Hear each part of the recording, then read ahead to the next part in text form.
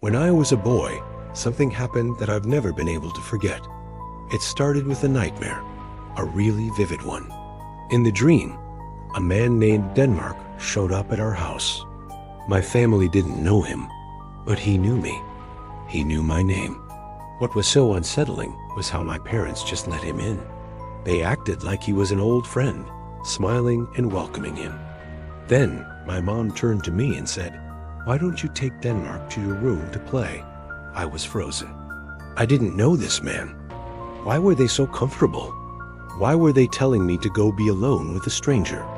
I just stood there, staring at him, and then, mercifully, I woke up. The morning light was a relief, and the details of the dream quickly faded. Just a weird, unsettling memory. The next night, he was back. Denmark was in my dream again, but this time it was different. We were standing in my room, just like before, but the friendly act was gone.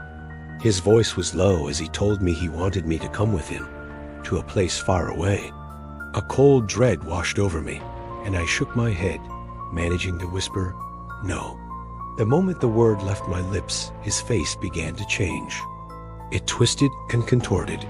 His eyes grew impossibly large and round, completely black, like deep, empty pits.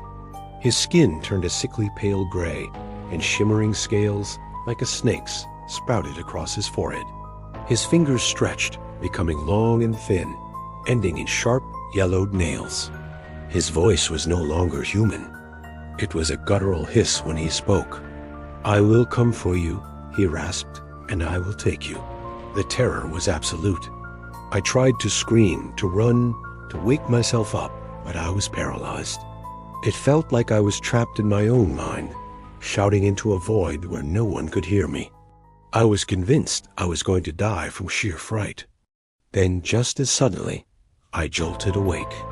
My eyes flew open, and I was gasping for air, my heart hammering against my ribs. My mom was sitting on the edge of my bed, her hand on my shoulder, her face etched with worry. "What's wrong?" "You were screaming," she said. I wanted to tell her everything, about the man named Denmark, about his terrifying transformation, but the words wouldn't come out. I was too choked with fear. I just shook my head and told her it was a bad dream, nothing more. I didn't sleep for the rest of the night. Just lay there staring at the shadows in my room, terrified he would come back. The next morning, I was exhausted and on edge. Everything felt unreal, like I was still walking through a dream. As I headed out the door for school, my mom was right behind me, reminding me to be careful crossing the street. I stepped onto the porch and my blood ran cold. Standing across the street, in front of our neighbor's house, was a man.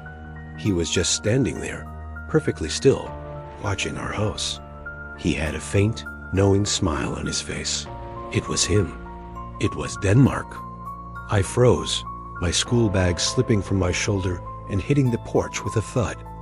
My mom came up behind me. "What is it?" "You look like you've seen a ghost," she said, chuckling. She followed my gaze across the street. "Oh," she said, "that's our new neighbor. They just moved in 2 days ago." 2 days ago. My mind reeled. 2 days ago was when the nightmare started. My mom was still talking, saying something about being friendly and welcoming them to the neighborhood, but I couldn't hear her. All I could see was him, smiling that awful smile. I finally turned to my mom, my voice trembling. "Mom," I said, "that's the man from my dream." I told her everything, then the first visit, the second nightmare, his promise to take me. I explained that for the past 2 nights, our new neighbor had been visiting me in my sleep. The look on her face changed from confusion to a deep, unsettling concern.